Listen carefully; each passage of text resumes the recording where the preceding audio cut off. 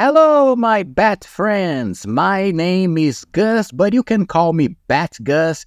And recently, James Gunn mentioned in his Instagram some issues of Batman comics that are outside of the Grant Morrison's run. If you don't know, the movie Batman the Brave and the Bold that will take place in the DCU universe that James Gunn is producing will be developed from the comic book Batman the Brave and the Bold. And answering a fan's question in his Instagram post, he suggested many other comic books from Batman that are his favorites. He talked about Hush, The Killer Joke, and he also mentioned one that got me very intrigued called Batman and the Monster Man, which is a comic book from 2006, I believe, written by Matt Wagner. And after that, I immediately went, oh my god, Batman and the Monster Man? I need to see this comic right now, because one of my favorite types of stories from Batman is when he has to face some monster or some kind of supernatural being. That's why my favorite villains in his rogues gallery tend to be Killer Croc or Clayface or Man-Bat. And I was very surprised to find that the story didn't have any of these villains, but had its plot around the character Hugo Strange, creating some monstrosities to work for the mob. And I really enjoyed the story and decided that that was going to be my second comic book recap from Batman in this channel. So let's talk about the story. This comic is divided in 6 issues and we're gonna talk about all of them in this video. The plot takes place during the first years of Bruce Wayne as Batman, actually very early in his career, probably some months or years after the events of Year One, the comic book from Frank Miller. Although I don't think there is a direct connection between these comic books, but there are many references to Year One as we are going to see. And the story begins with 2 characters called Norman Madison and his daughter Julie Madison, a Batman love interest that has appeared in other comics of the character, but is not so famous. She actually appeared in Batman and Robin, the movie from 1997. And they are talking. Julie is a lawyer and she is dating a new guy that she plans to introduce to her father soon. And this guy is none other than Bruce Wayne. Then we cut to the silhouette of a character working out in a gym, doing some very fancy athletic moves. And we think at first that this will be Bruce Wayne, but then it is revealed that this is none other than the Dr. Hugo Strange and his butler Sanjay. Currently, he is working on some experiments using some human subjects, and he is being paid to fulfill these experiments by some rich people of Gotham. So he's planning to go to a charity ball this evening to talk with these people. Then we cut to a scene in the docks where some gang mobsters are torturing a guy, requiring some information from him. And Batman appears from the darkness and in his usual Batman way starts to beat the crap in these criminals. I really love the Batman look in this comic. Since we are here in the first years of his career, it's very cool to see how his bat suit is very practical and a little more simplistic. We have this very cool scene where Batman drags a guy towards the darkness and we just hear the guy screaming in pain. And after beating the goons, Batman calms the guy that was being tortured while disappearing in the darkness again before the cops arrive.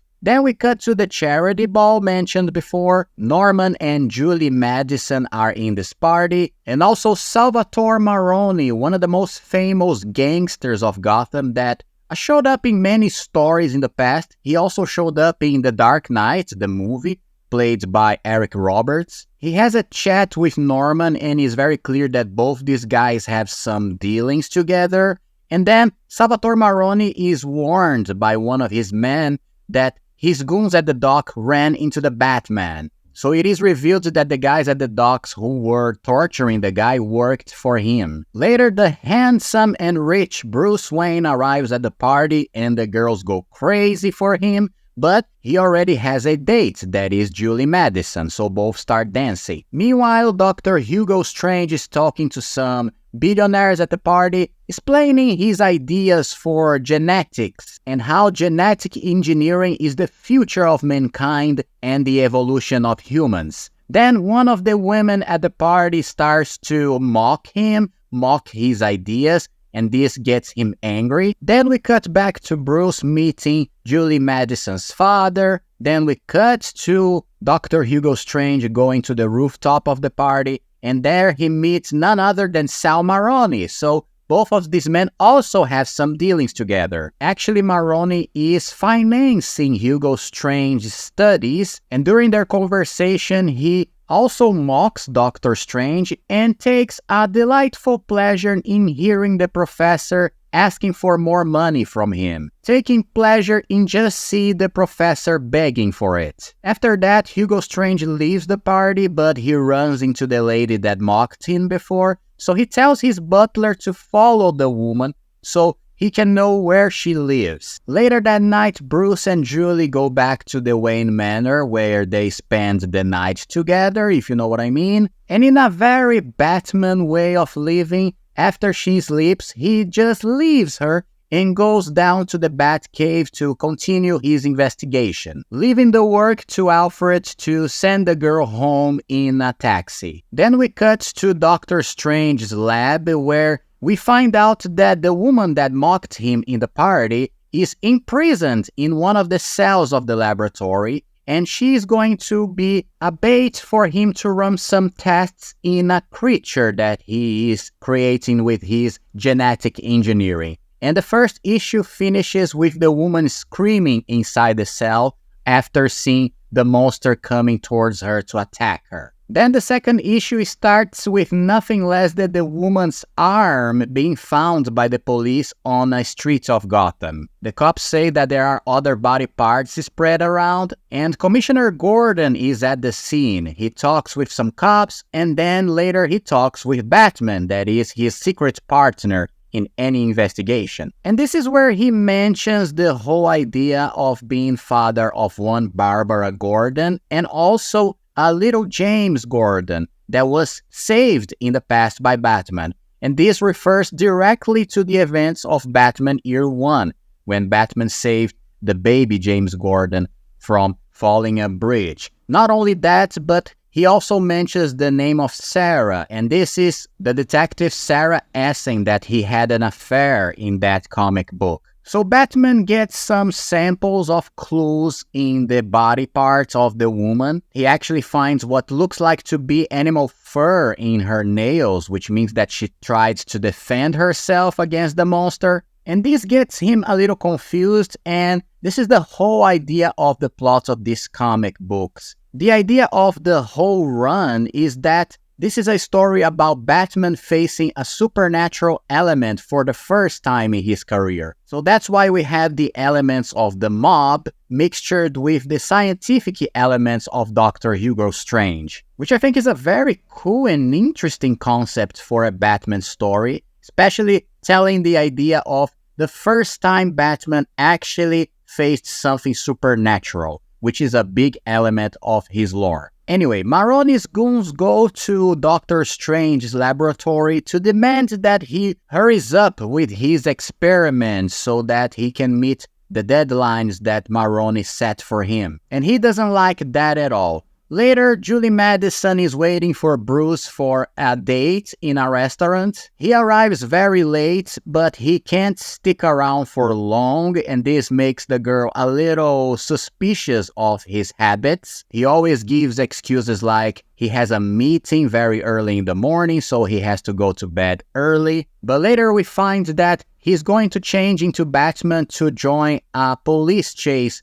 after some criminals. And this is another cool element of the story because in the beginning of this run, he doesn't have his Batmobile yet. He's still working on it. So he basically drives a black car that he runs into the car of the criminals and flip them. He succeeds in busting the criminals, but in the process, he ends up wrecking his car, which makes it unusable. Later, we see that Doctor Strange goes to the Arkham Asylum, which is the asylum of Gotham that is meant for the mentally ill criminals. There is this very important difference in the Batman lore. We have Blackgate Prison that is for the normal criminals and the Arkham Asylum for the mentally ill criminals. And we find out that Doctor Strange is getting his subjects for experiments from the Arkham Asylum, making some deals with the people who work there. Later, we have a scene with Batman in the Batcave talking about the loss of his car to Alfred, and he tells Alfred to not worry because he's working on something better, which we all know what it means. Then we cut to a scene in Sal Maroni's house where he receives Norman Madison to visit. They have a conversation and it is revealed that Norman borrowed money from Maroni in the past, so he is also dealing with the idea of paying the criminal in the future, very near future. This whole thing is making the man very nervous. Then he goes back to his house and talks to his daughter, again talking about Bruce Wayne and asking her if she really knows this man. Then we cut to Batman in the sewers of Gotham. He's searching for more clues in the places where the other body parts of the woman that was killed were found. Then he finds this piece of tissue that has this symbol on it, and he realizes that maybe the criminal has some relation to the medical area. Then we cut to a gambling house that belongs to Maroni where his men work, and the place is attacked by a huge monster that breaks into the place and kills everybody inside. And this is the first reveal we have of the monster man of the title. Monsters that look a lot like the ogres of the Lord of the Rings. At least it reminds me a little. Then this issue ends and we go to the third issue that starts with Batman still following the trails of the crimes happening in the city, and now he is on the gambling house that was basically destroyed and everyone inside was murdered. A very dark and violent scene. Later we cut to Doctor Strange visiting Maroni and returning some of his money after he supposedly fulfilled his job services, all to keep up appearances and diverge the mob boss' attention from the fact that he is the one that sent the monsters to kill all his men in the gambling house. Since Batman knows that the men that were killed in the gambling house were Maroni's men, he is watching Maroni's movements and follows his car back to his house.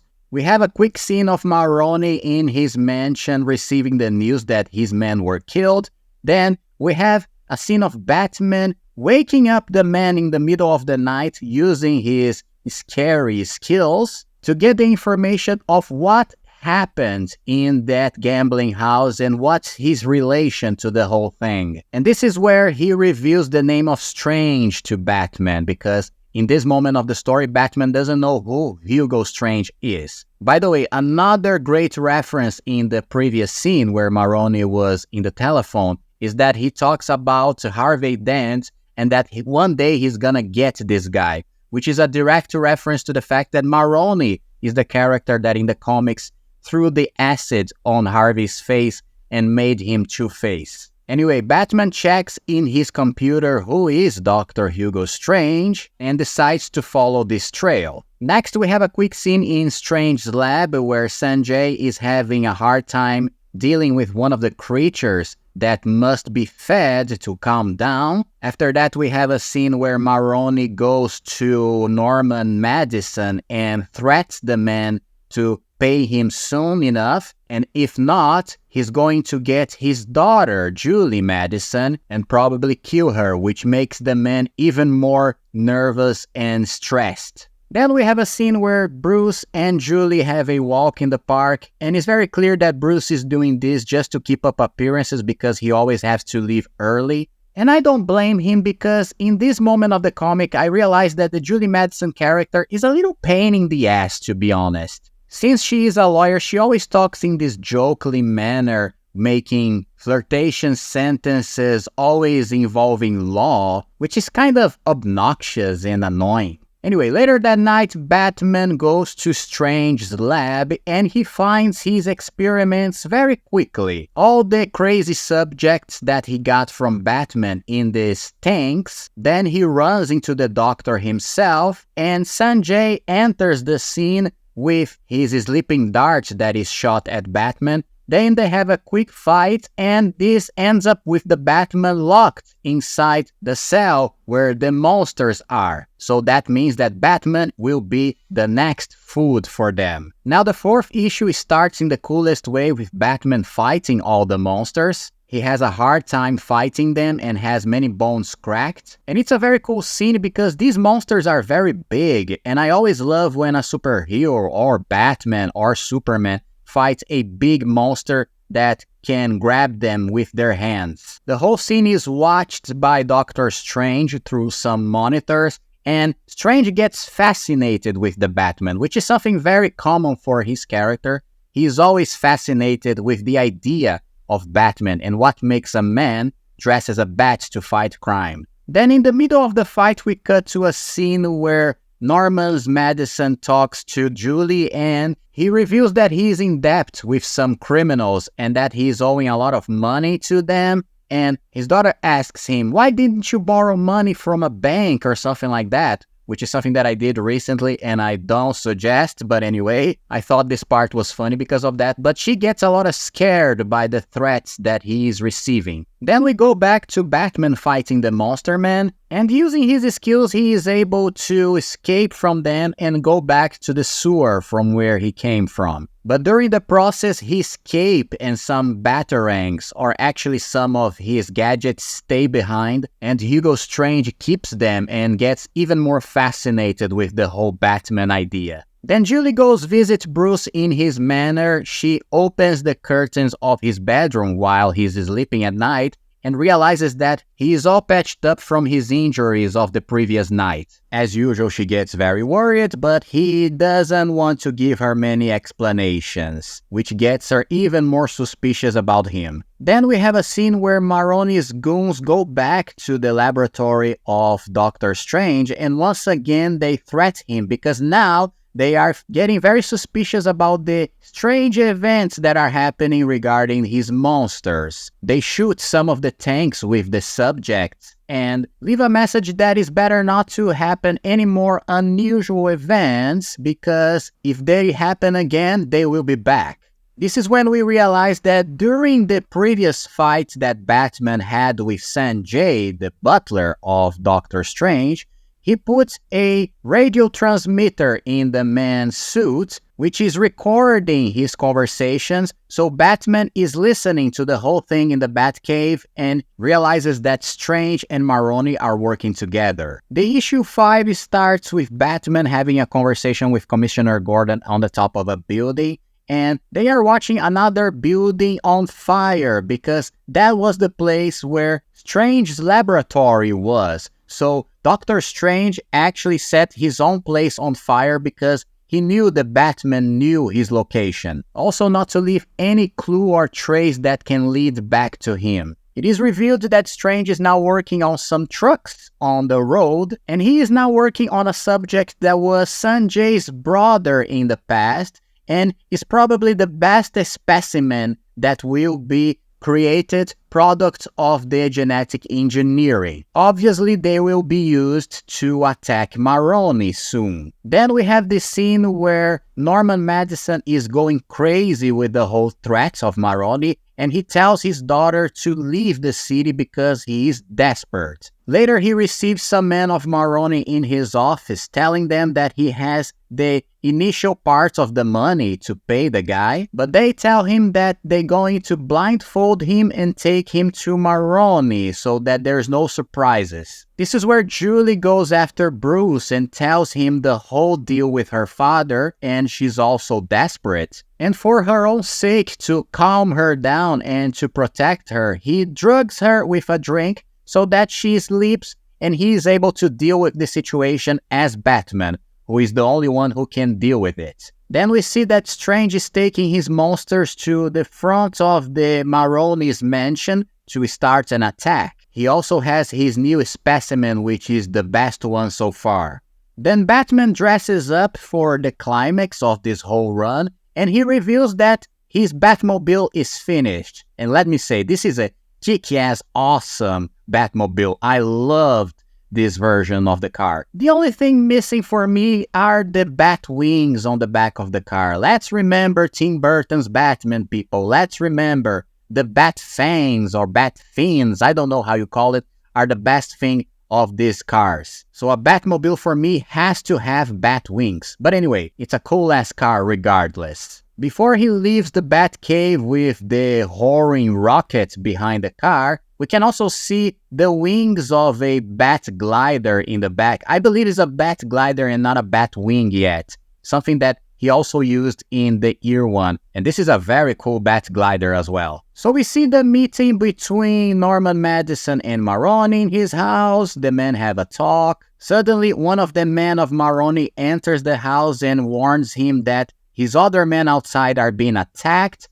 This makes Maroni angry, and he realizes this is all a setup, so he threatens Mr. Madison with his gun. Then we have the final issue that will start with Maroni pointing the gun at Norman Madison. Then the monster men break into the house, tossing Maroni's goons all around. We have a big shootout that doesn't cause much damage to the creatures. Doctor Strange is gleefully watching his creations destroy the house. This is when Batman arrives at the scene in a badass way, just crossing the gates with the Batmobile, and he uses the Batmobile to get one of the creatures first. Using the car's gadgets, he throws a net over the monster. Then he enters the mansion and throws some gas all around to make the men confused. The whole mayhem of bullets all around caused the Sanjai's brother, the monster, to be killed in the net. And also Sanjai gets killed later, which makes Doctor Strange very sad. Meanwhile, Batman faces the other monster men again, and he uses all his gadgets and ropes to knock them down. Then he climbs the stairs of the mansion and runs into Norman Madison, telling the men to go home.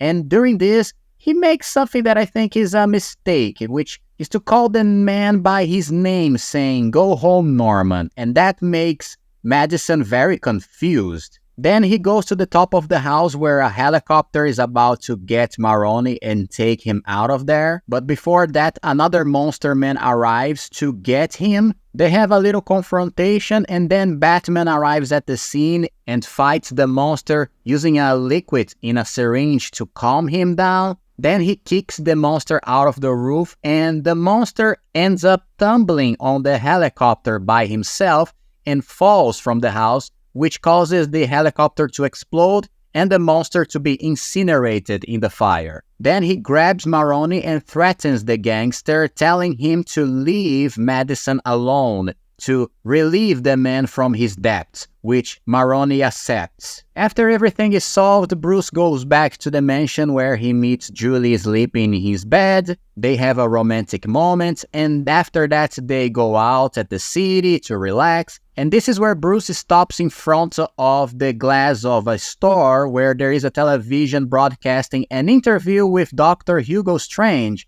where he is talking about Batman. This is where Bruce realizes that he has a new enemy to deal with, this Doctor Strange guy. And the whole comic finishes with Norman Madison also watching this interview from his house and seeing Doctor Strange talking about Batman and getting even more stressed and threatened by the idea that Batman knows his name. Anyway, this is the end of the comic. I thought it was very interesting, the whole concept, again, of Batman facing supernatural monsters for the first time in his career, with all the references to other comics that are much more realistic, like Year One and so forth. Apparently, there is a story that might be connected to this one, I still don't know, called Night of the Monster Man, where we have Batman facing these creatures again, this time a little more different, I suppose, and also having a bat family to help him. Not only that, but